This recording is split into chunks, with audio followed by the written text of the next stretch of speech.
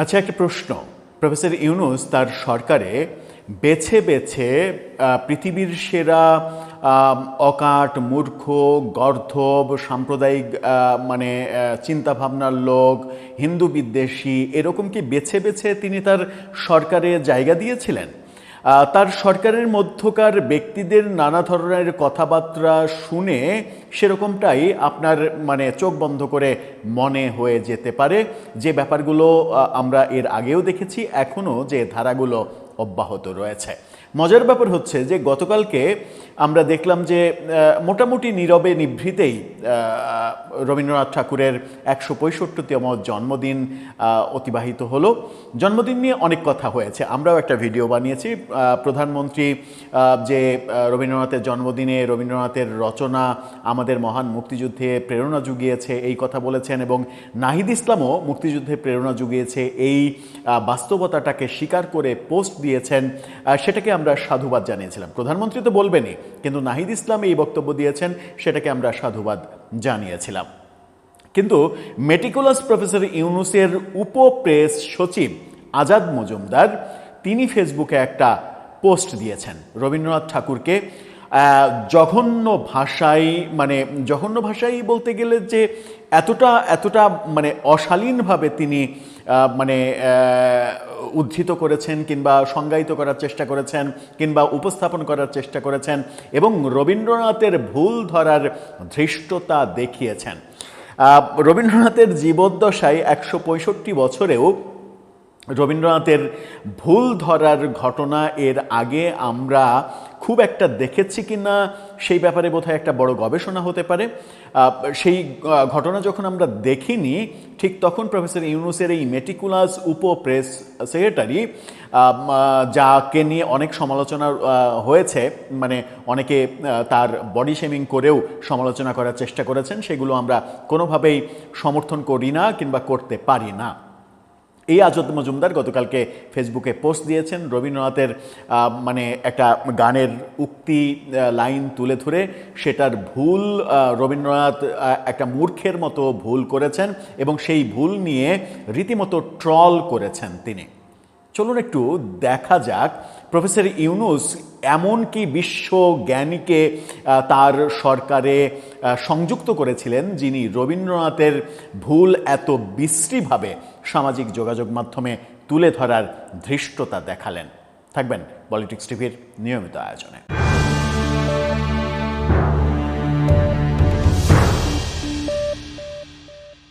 দর্শক, আমাদের বাংলা সাহিত্যের আকাশে নতুন এক নক্ষত্রের আবির্ভাব হয়েছে, তার নাম আজাদ মজুমদার। আমার মনে হয় যে এখন খোঁজ নেওয়ার সময় এসেছে যে এই আজাদ মজুমদার জীবনে কতগুলো কবিতা লিখেছেন, কতগুলো গান রচনা করেছেন, কতগুলো উপন্যাস ছাপা হয়েছে, কতগুলো গল্প তার প্রকাশিত হয়েছে, এই খোঁজটা বোধহয় নেওয়া উচিত। আমার মনে হয় যে তিনি রবীন্দ্রনাথ, নজরুল কিংবা শেক্সপিয়ারের চাইতেও বড় কোনো লেখক হবেন যিনি রবীন্দ্রনাথ ঠাকুরের ভুল ধরে ট্রল করছেন। কি বলছেন তিনি ফেসবুকে? তার পোস্টটা দেখে নিন। তিনি বলছেন, আজ নিউজ ফিডে ঘুরে ফিরে আসছেন রবীন্দ্রনাথ। আমার মাঝে মাঝে মনে হয় বেঁচে থাকলে তিনিও আজ সোশ্যাল মিডিয়ার ইনফ্লুয়েন্সার হতেন। খুব ভালো, ভুলভাল যাই লিখতেন মানুষ সেটাকেই গভীর সত্য বলে শেয়ার দিত। অর্থাৎ রবীন্দ্রনাথকে তিনি টিটকারি মারছেন, ভুলভাল যাই লিখতেন সেটাকেই গভীর সত্য বলে সবাই শেয়ার দিত। এরপরে সেই মহা সর্বনাশা লাইনটা তিনি যুক্ত করেছেন। তিনি বলছেন যে, যেমন তিনি লিখেছেন, ভেঙে মোর ঘরের চাবি নিয়ে যাবি কে আমারে, রবীন্দ্রনাথের বিখ্যাত গান। অথচ ভাঙার কথা তালা, চাবি নয়। চাবি ভাঙলে তো তালা খোলারই কথা নয়, এই কথা তিনি বলছেন। ভেঙে মোর ঘরের চাবি নিয়ে যাবি কে আমারে, রবীন্দ্রনাথের এই গানের ব্যাখ্যাতে তিনি বলছেন যে রবীন্দ্রনাথ এখানে চাবি ভেঙে ফেলছেন, অথচ ভাঙার কথা তালা ভেঙে তাকে বের করে নিয়ে যাওয়ার কথা, কিন্তু তিনি চাবি ভাঙছেন। চাবি ভাঙলে তো তালাই খোলার কোনো উপায় থাকবে না। এই ব্যাখ্যা এই মহাজ্ঞানী, সর্বজ্ঞানী এই পণ্ডিত এই ব্যাখ্যা ফেসবুকে উপস্থাপন করছেন। ফেসবুকে যখন এই পণ্ডিত, মহাপণ্ডিত, তিনি এই ব্যাখ্যা উপস্থাপন করছেন, তখন তার এই পোস্টে মাহবুব কামাল বাংলাদেশের প্রখ্যাত সাংবাদিক এবং বীর মুক্তিযোদ্ধা, তিনি একটা কমেন্ট করেছেন। তার কমেন্টের সহ পোস্টটা দেখে নিন। সেই কমেন্টে মাহবুব কামাল লিখেছেন, যুগ যুগ ধরে যেহেতু গানটি চলে আসছে, কোনো পণ্ডিত প্রতিবাদ করেনি, তখন বোঝা উচিত ছিল একটা ব্যাপার আছে, আপনি ফোন করলে আপনার কাছে ব্যাখ্যা করতে পারি। অর্থাৎ মাহবুব কামাল কিন্তু তাকে আক্রমণ করেননি, শুধু বলেছেন যে আপনি একটা মূর্খের স্বর্গরাজ্যে বাস করছেন, আপনি যদি আমাকে ফোন করেন তাহলে এর ব্যাখ্যা আমি আপনাকে বুঝিয়ে দিতে পারি। এখন বিষয় হচ্ছে যে রবীন্দ্রনাথের ভুল ধরা যাবে না সেটা কিন্তু নয়। রবীন্দ্রনাথ তো সৃষ্টিকর্তা না যে তার ভুল ধরা যাবে না। রবীন্দ্রনাথও ভুল করেছেন নিশ্চয়ই, তারও ভুল হতে পারে। তার ভুল ধরার মতো মহাজ্ঞানী রবীন্দ্র পরবর্তী যুগে জন্ম হতেই পারে, এবং সেই মহাজ্ঞানী প্রফেসর ইউনূস সরকারে ছিলেন, এটা ভেবে আমরা গর্ব অনুভব করতেই পারি। কিন্তু প্রফেসর ইউনূস যাদেরকে তার সরকারে নিয়েছেন তারা একেবারে নিখাদ রবীন্দ্র বিরোধী, নিখাদ সাম্প্রদায়িক, নিখাদ হিন্দু বিরোধী, নিখাদ মানে বাংলাদেশ পন্থী না, নিখাদ পাকিস্তান পন্থী। এই ব্যাপারগুলো কেন বারবার আমাদের মনে উকি দেবে? আমরা যখন এই ভদ্রলোক আজাদ মজুমদার তিনি এই পোস্টটা করছেন, তখন তার অনুসারীদের একটা পোস্ট আপনাদেরকে দেখাতে চাই যে তার যারা ভক্ত অনুসারী তারা রবীন্দ্রনাথকে ফেসবুকে কিভাবে উপস্থাপন করেছেন। এবং তার আর এক অনুসারীর কথা নিয়ে একটা আলোচনা করেছিও আমরা, যেমন এই মানে মেটিকুলাস এমপি হান্নান মাসুদ, তিনি বলেছেন যে ব্রিটিশদের গোলামি করে, ব্রিটিশদের তোষণ করে রবীন্দ্রনাথ নোবেল জিতেছেন। মানে রবীন্দ্রনাথের মানে জায়গা মতো কামড় দিতে না পারলে এদের বোধহয় মানে ভাতই হজম হয় না। ব্রিটিশদের দালালি করে রবীন্দ্রনাথ নোবেল পেয়েছেন, অথচ তারা যে নোবেলম্যানকে নিয়ে এত গর্ব করেন, সেই নোবেলম্যান তাহলে কার দালালি করে নোবেল পেয়েছেন? ইহুদিদের, বিল ক্লিন্টনের, হিলারি ক্লিন্টনের বিনিময়ে, এই নোবেলের বিনিময়ে তিনি কি কি দিয়েছেন, কি কি বিনিময় করতে হয়েছিল তাকে? যদি রবীন্দ্রনাথ ব্রিটিশদের তোষণ করে নোবেল পেয়ে থাকেন, তাহলে রবীন্দ্রনাথের ধারে কাছে পৌঁছার যোগ্যতা যার নেই এবং বাঙালি সভ্যতায় যার কোনো অবদান নেই সুদের ব্যবসা করা ছাড়া, সেই ব্যক্তি যখন নোবেল পায় এবং সুদের ব্যবসা করে শান্তিতে নোবেল পায়, তখন তিনি কাদেরকে তোষণ করে নোবেল পেয়েছিলেন যাদের নিয়ে এখনও তারা লাফালাফি করেন? এই প্রশ্ন আসবে। বলছিলাম আজাদ মজুমদারের এরকম অনুসারীদের ফেসবুক অ্যাক্টিভিটিস একটা শুধু আপনাদেরকে দেখাতে চাই। এই পোস্টটা দেখে নিন। ভদ্রলোকের নাম আমি উচ্চারণ করতে চাই না, তার পোস্টটা দেখে নিন। সেখানে রবীন্দ্রনাথের ছবি বলে একটা ছবি তিনি পোস্ট করেছেন, যে মানে ছবিতে দেখা যাচ্ছে যে মানে মানুষের যে পুরুষাঙ্গ, সেই পুরুষাঙ্গর আদলটার মাঝে রবীন্দ্রনাথের মতো কয়েকটা আঁকিবুকি করে সেটাকে রবীন্দ্রনাথ হিসেবে উপস্থাপন করার চেষ্টা করা হয়েছে, নগ্ন চেষ্টা করা হয়েছে। এবং সেই পোস্টে তিনি লিখেছিলেন, তোমার জন্মদিনে বিনম্র দাঁড়িয়ে থাকা শ্রদ্ধা কবি, সেই ক্লাস 6 থেকে শুরু। তার মানে তিনি কি ইঙ্গিত দিচ্ছেন? ক্লাস 6 থেকে এই যে বিনম্র দাঁড়িয়ে থাকা, কি দাঁড়িয়ে আছে, ক্লাস 6 থেকে কি শুরু করেছে, এটা খুব সহজেই বোঝা যায়। তার নিচে একজন কমেন্ট করেছেন, এটা আপনার ক্লাস আর রুচিবোধের সাথে যায়। ওই ব্যক্তির নাম দিয়ে ভাই, আমি নামটা উচ্চারণ করতে চাই না। তার উত্তরে তিনি লিখছেন, ভদ্রলোককে উত্তর দিচ্ছেন, তোমরা বিএনপির অ্যাক্টিভিস্টরা এখন গুপ্ত বিজেপি হইও না শেষমেশ। রবীন্দ্রনাথ একটা হিন্দুত্ব প্রজেক্ট বাংলাদেশে, let me run with the people. অর্থাৎ তিনি বলছেন যে এটা রবীন্দ্রনাথ একটা মানে কি বলবো, যে রবীন্দ্রনাথ একটা হিন্দুত্ব প্রজেক্ট, বাংলাদেশে একটা হিন্দুত্ব প্রজেক্ট, তোমরা বিজেপির মতো কথা বইল না। বিএনপির লোকজন মানে বিএনপির লোকজন বিজেপির মতো কথা বলছে, এবং তিনি বলছেন যে আমাকে জনগণের মতামতের পক্ষে থাকতে দাও। মানে বাংলাদেশের জনগণ নাকি সব রবীন্দ্র বিরোধী, সেই পক্ষে থাকতে গিয়ে তিনি রবীন্দ্রনাথকে পুরুষাঙ্গের সঙ্গে তুলনা করছেন। এবং এরাই ওই আজাদ মজুমদারের ভক্ত, শিষ্য, ভাবশিষ্য এবং অনুসারী, যারা প্রফেসর ইউনূসকে নিয়ে মাথায় নিয়ে নাচেন, কিন্তু এটা ভাবেন না যে রবীন্দ্রনাথের নোবেল নিয়ে প্রশ্ন করলে প্রফেসর ইউনূসের নোবেল নিয়ে প্রশ্ন করতে হবে 1 কোটি বার।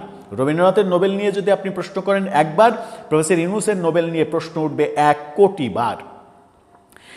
আপনাকে আরেকটা ব্যাপার দেখাই, সেটা হচ্ছে যে এই আজাদ মজুমদারের এই বক্তব্য নিয়ে গণমাধ্যমে অলরেডি খবরও হয়েছে। দ্য পোস্ট তারা একটা ফটোকার্ড তৈরি করেছে, এই ফটোকার্ডটা দেখুন, ফটোকার্ডে ওই তার বক্তব্যটা ছাপিয়েছে। তার মানে এই বক্তব্যটা গণমাধ্যমেরও পছন্দ হয়নি।